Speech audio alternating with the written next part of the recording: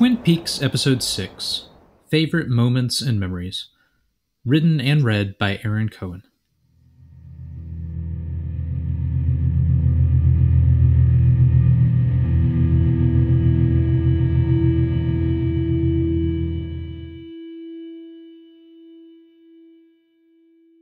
First off, I'm excited and feel honored to be a part of Twin Peaks Month from 25YL. There are many very talented people involved in sharing their thoughts on each episode of the series, and I'm excited to see what they each bring to the table. Twin Peaks Season 1, Episode 6, directed by Caleb Deschanel and written by Harley Payton, is part of what I believe to be a near-perfect season of television. I tried to have a bit of fun writing this article and highlight my favorite quotes and scenes from this episode. I hope it encourages you to rewatch. The Great Northern Hotel. We open to a gorgeous shot of the moon in the falls. I wouldn't have minded if the camera lingered on this shot for half the episode's running time. Perhaps it might have, had Lynch directed. But I digress. We immediately pick up with the resolution to the fantastic cliffhanger to Episode 5. What's going to happen next with Agent Dale Cooper and Audrey Horne? Their chemistry seems terrific, and both actors are practically glowing in this scene. Cooper mentions he has no secrets, which leads me to question whether any television character has ever said such a thing and been telling the truth. It's a great scene, and we hear one of the series' most memorable quotes. What I want and what I need are two different things, Audrey. That Boy Scout Dale Cooper comes out strong here, as he tells Audrey what she needs right now more than anything else is a friend, someone who will listen. Cooper's earnest and sincere delivery here comes in stark contrast to Mr. C's in The Return when speaking to Ray Monroe. Want, not need. I don't need anything, Ray. If there's one thing you should know about me, Ray, it's that I don't need anything. I want. Chilling. Runner-up favorite quote from this scene? Secrets are dangerous things, Audrey. Twin Peaks Sheriff's Station. We cut to the sheriff's station as Andy enters into an uncomfortable conversation with Lucy. Doesn't he know it's, quote, peak activity time at the station switchboard? That had to have been part of Andy's onboarding training. It's also what I've told people over the past 30 years whenever I want to pretend I'm busy, so I recognized right away that perhaps Lucy's words are not what they seem here. Enter Cooper blowing a whistle. This is something else I would have loved to have seen more of. Perhaps somewhere in between the length of a guest performance at the Miss Twin Peaks pageant and the entirety of a single side of a cassette tape. It's a genuinely fun moment in a season full of them.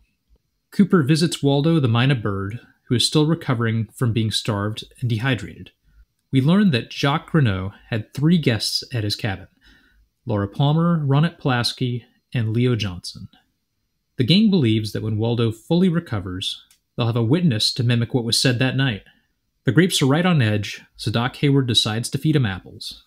We know full well by this point that Agent Cooper loves coffee, but what does he not like? Birds. In case keeping his distance from Waldo's cage doesn't tip you off, Cooper also says, quote, I don't like birds. The reason is found in the outstanding book, The Autobiography of FBI Special Agent Dale Cooper, My Life, My Tapes, by Scott Frost. Yes, he's Mark's brother. In Cooper's September 1st, 1968 entry, he describes a bird attack in Sims' hardware store. Here's the relevant passage. The following incident happened at about 3 p.m. today. While inside of Sims' hardware, a large colored bird flew in through the door and landed near the bins of nails and screws. Mr. Sims then tried to get the bird back out the door with a broom, and it panicked, flying right into my head. I then ran into the plumbing section with the bird hanging onto my hair, where Mr. Sims smacked me in the face with the broom, knocking me to the floor and sending the bird into an air duct where it was chopped up by a fan. I do not like birds. Mr. Sims gave me a free claw hammer for being a good sport. A $1,000 chip from One-Eyed Jacks is uncovered, and the gang resolves to undertake some field work. Waldo busted in and said, quote, what's that noise? Ah, Waldo, you're just jealous. It's the Bookhouse Boys. The Bookhouse Boys decide to hatch a plot to save the day here, and we're all here for it.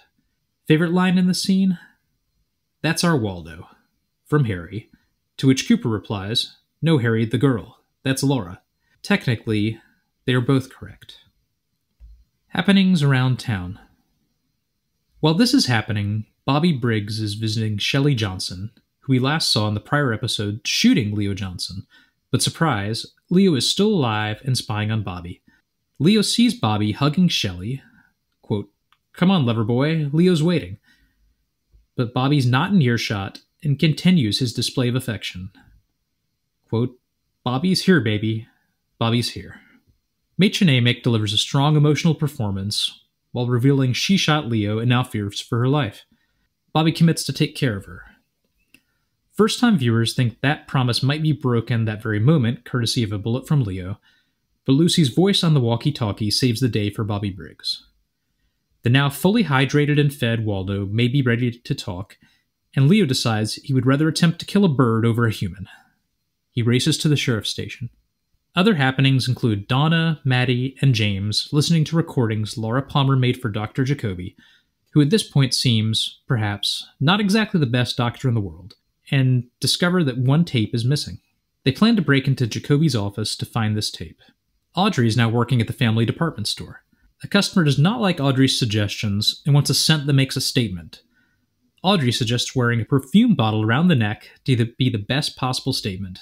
2 statements for the price of 1, but the customer rejects this inspired idea. Audrey hides in a closet to hear co-worker Jenny receive a unicorn gift. Apparently it's the ancient symbol of purity, tamed only by the young at heart, and also the chance of a lifetime, to be a hospitality girl. The job description includes escorting VIPs, meaning, quote, wealthy men in need of a little company.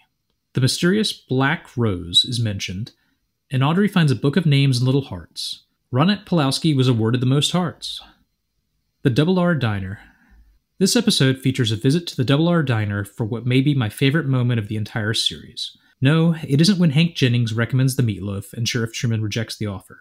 It arrives after another of Harry's rejections, this time to a cup of coffee. Dale Cooper is Dale Cooper, so he isn't interested in skipping coffee.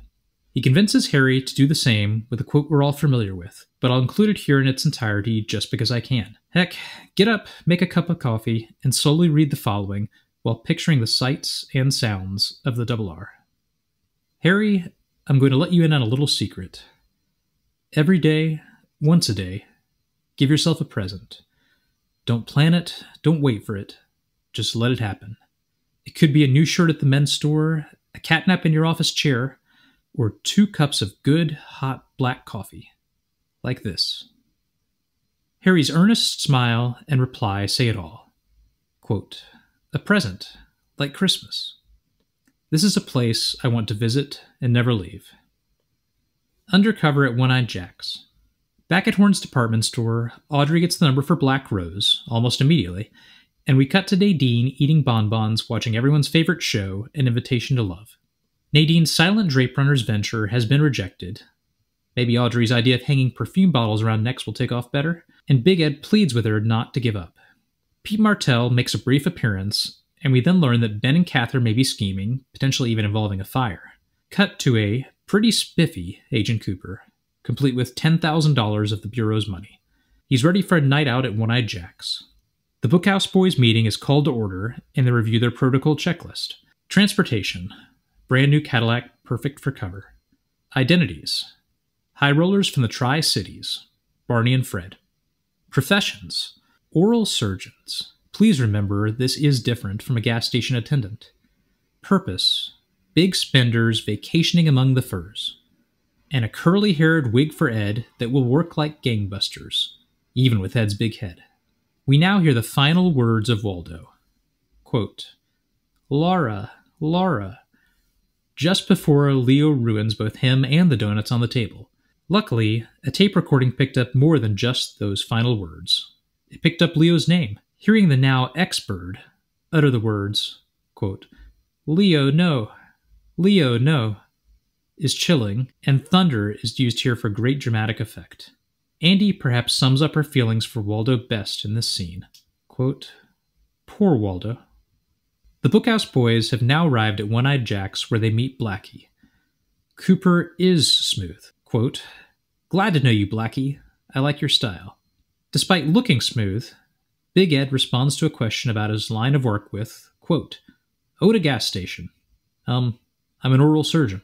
He ends up not blowing their cover through some quick-thinking double entendre talk about cars with Blackie, who decides he's cool. Twin Peaks After Dark. The only visit to the Palmer house in this episode involves Maddie quietly sneaking down the stairs. Leland is sitting on the couch by himself in the dark and glaring. It's an unsettling scene, especially considering later revelations about Leland's character. We're then treated to Maddie showing off her Laura Palmer cosplay to James, Icelandic singing, Ben Horne eating ice cream directly out of the tub, and Jury Horne. When Ben and Jury are having fun, it's a joy to watch, particularly Jury's infectious excitement in this scene. Of course, that's despite the show feeding us more and more information about their sordid dealings. They decide to treat the Icelanders to a signing party at One-Eyed Jack's and head off. It feels like the pieces are all coming together as we near the season 1 finale. Hester Prynne, now arrives at One-Eyed Jack's and meets with Blackie. Unsurprisingly, Hester is not shy, though she almost blows her cover almost immediately. But then Hester/Audrey saves the day by tying a cherry stem into a knot using only her tongue. Her reward is not being airmailed back to civilization. And now, Dr. Jacoby is watching An Invitation to Love when he is rudely interrupted, though he still answers the phone with a chipper "Aloha" by Maddie's phone call. She sounds just like Laura and promises something at Jacoby's door. It's a package with a videotape, which when rewatching this episode sent me waves of nostalgia. The tape includes a creepy video of cosplay Laura holding a paper with today's date on it. Jacoby at least appears to take the bait and heads out to Sparkwood in 21. He does, however, end up noticing a gazebo in the shot. This episode ends with a few final points of intrigue. We first see Maddie, still in her wig, waiting by the gazebo. We see Bobby Briggs doing something dangerous to James' bike. Bobby isn't developing a great reputation, but with this, drug dealing, and killing a guy in his past. And finally, we see someone in the shadows creepily breathing and watching Bobby. What a fantastic episode, and a great setup to the first season's finale. So many fascinating characters, interesting plot lines, and memorable quotes. And everything seems to be coming together beautifully. The first season of Twin Peaks is really something special. Thank you for listening to this audio article from 25YL. Intro and outro theme provided by Ryan Lineage. Audio engineered and edited by Mitch Proctor.